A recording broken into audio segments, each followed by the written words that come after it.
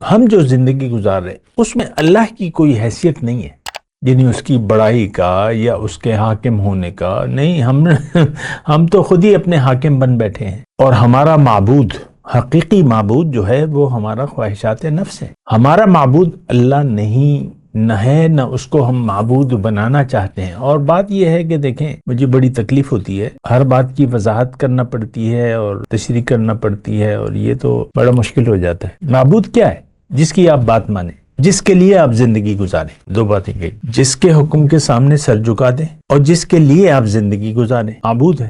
مقصودوں کا معبودوں کا بڑا بہترین، یعنی حضرت علی کا شاید قول ہے کہ تمہارا مقصد ہی تمہارا معبود ہے۔ معبود کیا؟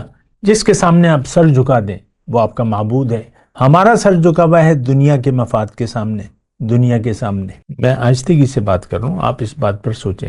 ہمارے لیے دنیا کا مفاد اہم ہے اور ہم دنیا کے لیے زندگی گزار رہے ہیں۔ اللہ رب العالمین، میرا رب، آپ کا رب، میرا رب، ربی و ربکم و رب آبائکم الاولین، ہم سب کا رب ہے اللہ تعالیٰ۔ اس کو ہم نے بھلا دیا ہے، یاد ہی نہیں ہے۔ اس پر غور کریں نا، اللہ کو ہم نے بھلا دیا ہے، ہماری زندگی میں اللہ نہیں ہے بطور حاکم، حکم دینے والا۔ دیکھیں وہ حاکم ہے، الا لہ الخلق والامر، مخلوق اس کی ہے اور حکم اس کا چلے گا۔